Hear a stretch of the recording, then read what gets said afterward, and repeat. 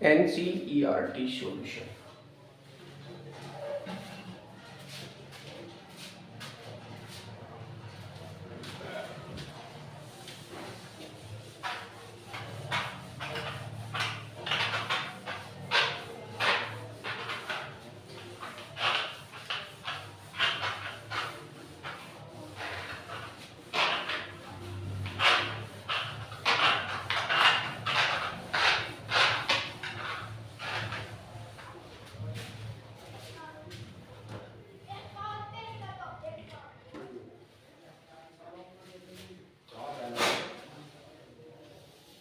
NCERT solutions में आपका अगला क्वेश्चन है,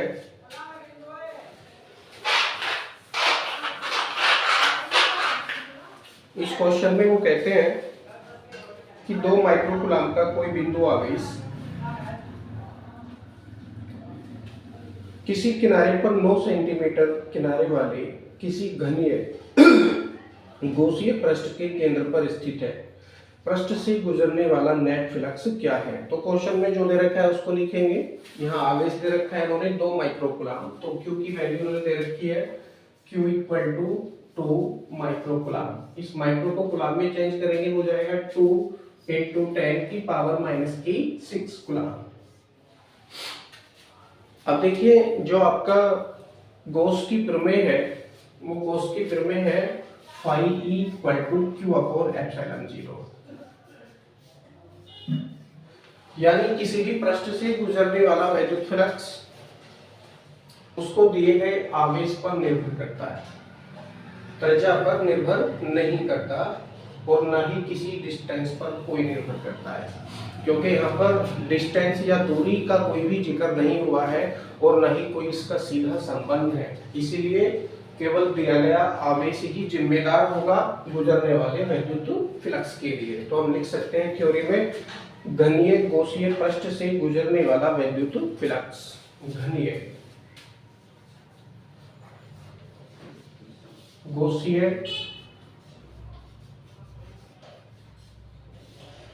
पृष्ठ से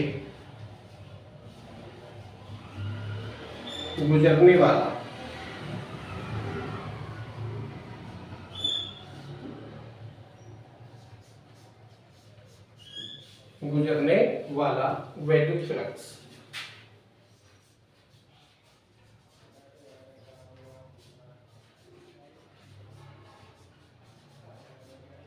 डैश लगाएंगे और यहाँ प्रयोग कर रहे हैं गॉस की प्रमेय, लिखेंगे गॉस की प्रमेय से।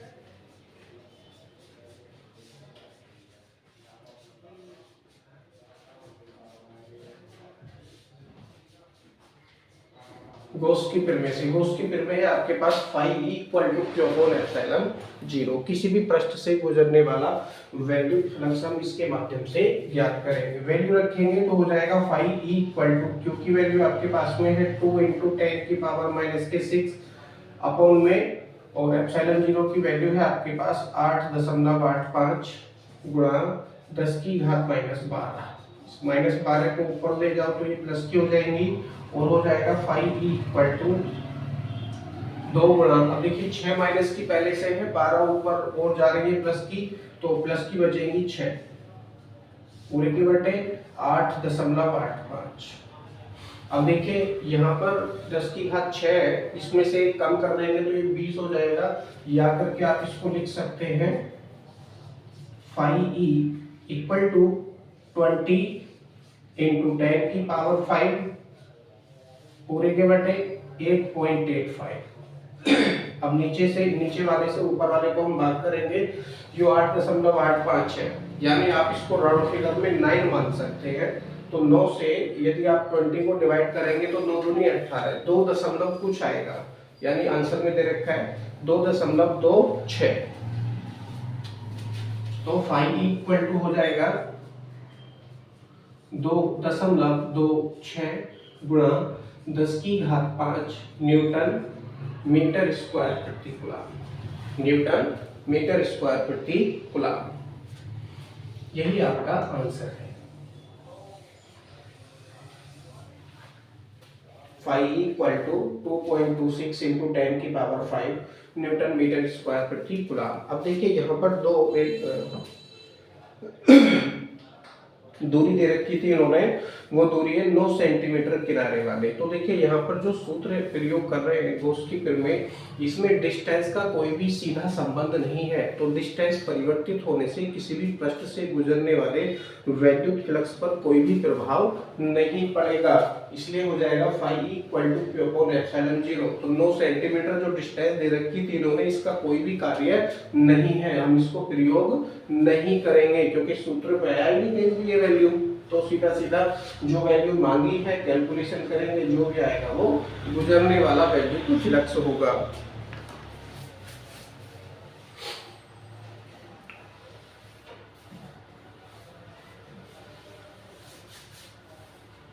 इसमें आपका अगला क्वेश्चन है, इस क्वेश्चन में वो कहते हैं कि किसी बिंदु आवेश के कारण उस बिंदु को केंद्र मानकर खींचे गए 10 सेंटीमीटर त्रिज्या के गोलीय पृष्ठ पर वैद्युत फ्लक्स -1 × 10⁻³ न्यूटन मीटर स्क्वायर प्रति कूलम।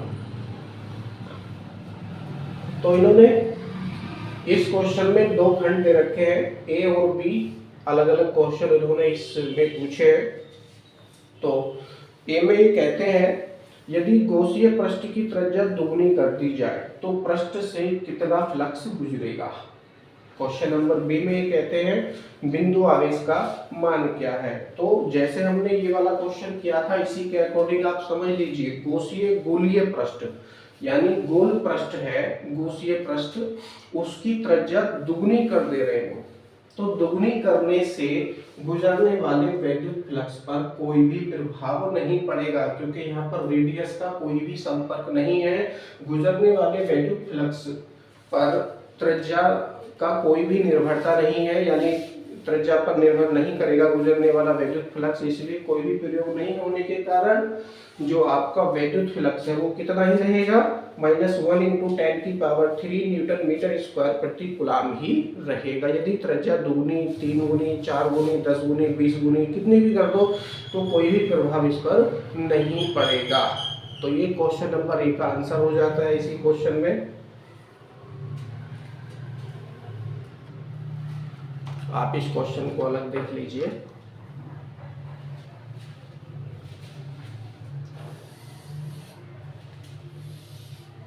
नेक्स्ट क्वेश्चन है, इसके ए में क्या कह रहे हैं जी, त्रिज्या दुगनी कर रहे हैं। तो लिखेंगे गोलीय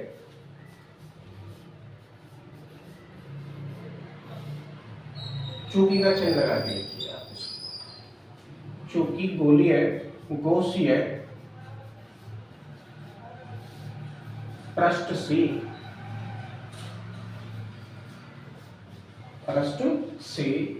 गुजरने वाला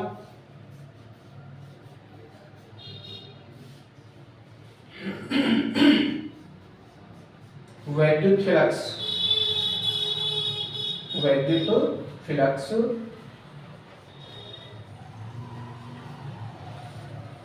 उसकी त्रिज्या पर निर्भर नहीं करता।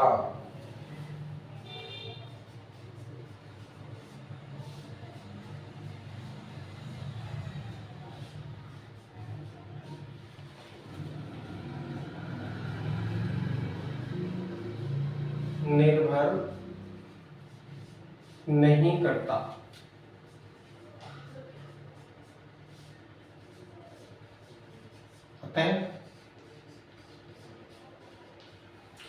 उससे गुजरने वाला वैद्युत फ्लक्स अपरिवर्तित रहेगा।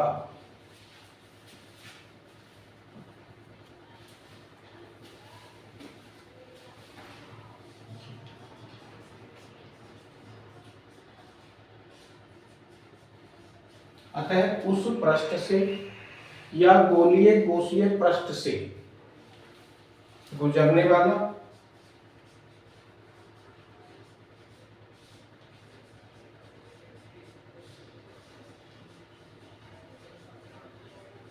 वैद्युत फ्लक्स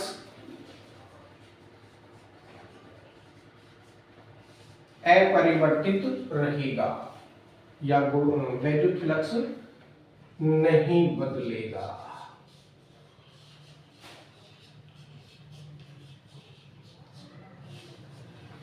ये इसका आंसर हो गया। तो कितना रहेगा, जो क्वेश्चन में दे रखा है वही रहेगा, और इसकी वैल्यू दे रखी है इन्होंने -1 × 10⁻³ न्यूटन मीटर स्क्वायर प्रति कूलम ही रहेगा, क्योंकि त्रिज्या पर निर्भर नहीं कर रहा है। क्वेश्चन नंबर बी में कहते हैं बिंदु आवेश का मान क्या है।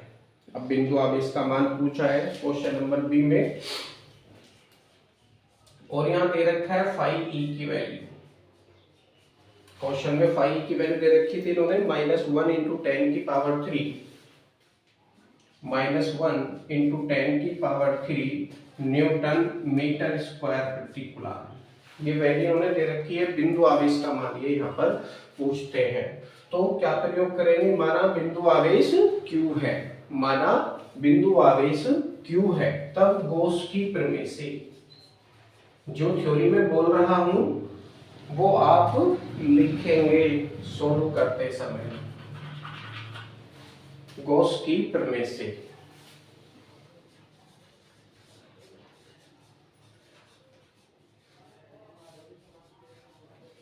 गॉस की प्रमेय से, गॉस की प्रमेय है phi E equal to Q upon epsilon 0।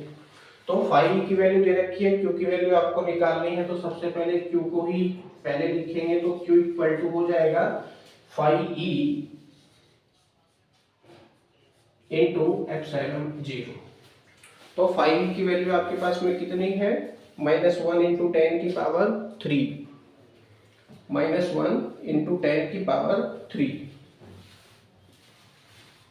रखेंगे, -1 × 10⁻³ इंटू, अब देखिए एप्सिलॉन 0 कांस्टेंट राशि है, इसकी वैल्यू कितनी होती है 8.85 × 10⁻⁻12, ये वैल्यू होती है। अब 8.85 का मल्टीप्लाई यदि आप 1 से करेंगे तो क्या हो जाएगा,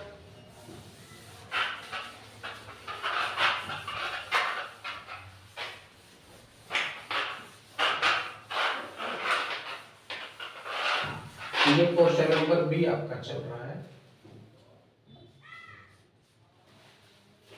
8.85 का मल्टीप्लाई यदि आप 1 से करेंगे तो यही आ जाएगा, हो जाएगा Q इक्वल टू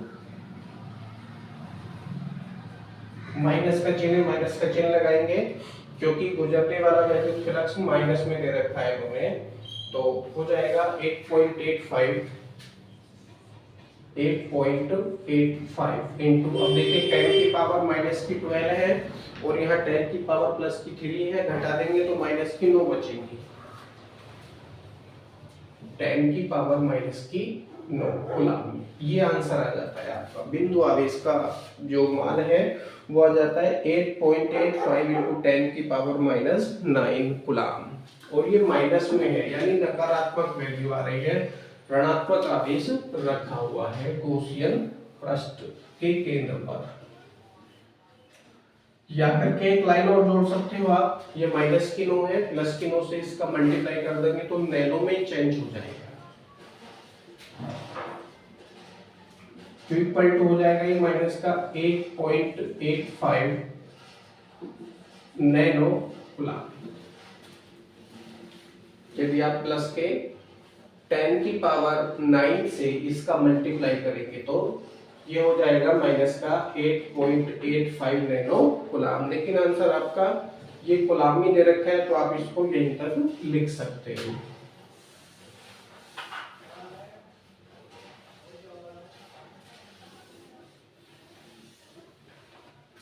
ये आपके 2 क्वेश्चन हो चुके हैं।